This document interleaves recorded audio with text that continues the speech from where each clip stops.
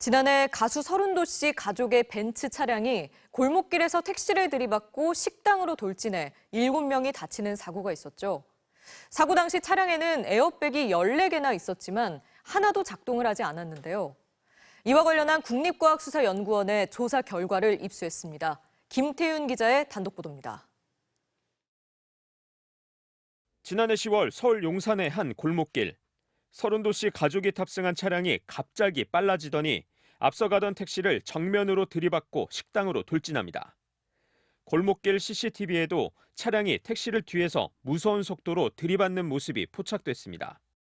그 짧은 순간에 차가 거의 날랐다고 생각하시면 돼요.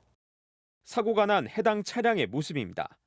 앞 범퍼는 모두 부서졌고 철제 차체까지 찢겨져 있습니다. 이 차에는 안전벨트 에어백을 포함해 모두 14개 에어백이 설치되어 있는데요. 사고 당시 단 한 개도 터지지 않았습니다. 차가 얼마나 세게 받았냐면 앞에 거의 다 나갔어요. 아니 근데 에어백이 안 터져요? 사고 직후 조사에 들어간 국립과학수사연구원은 충돌 당시 사고 차량의 속도가 시속 77km였던 것으로 최근 결론 내렸습니다.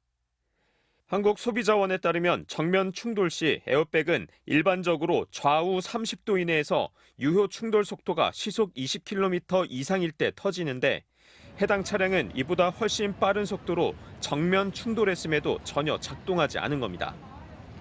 벤츠 최고급 차종에 속하는 해당 차종은 이미 지난 2021년과 2022년 에어백 작동 오류로 리콜이 실시된 상황.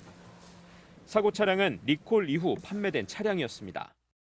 영상 보면은 한 7, 80km 정도 속도가 되고 또 정면으로 부딪히면은 에어백이 당연히 터져야 되는데 터지지 않은 것 자체는 좀 문제가 있지 않느냐. 즉 정부가 이런 부분에 대해서 정확히 살펴보고. 서른도 씨 측은 차량 결함으로 추가 피해자가 나올 우려가 있어 원인 규명이 필요하다며 벤츠 코리아를 상대로 소송에 나섰습니다. 에어백이라는 것은 사람의 생명을 지키기 위해서 존재하는 게 아니에요? 그럼 죽어도 된다는 건데. 그렇지 않아요? 그 차 결함 아닙니까?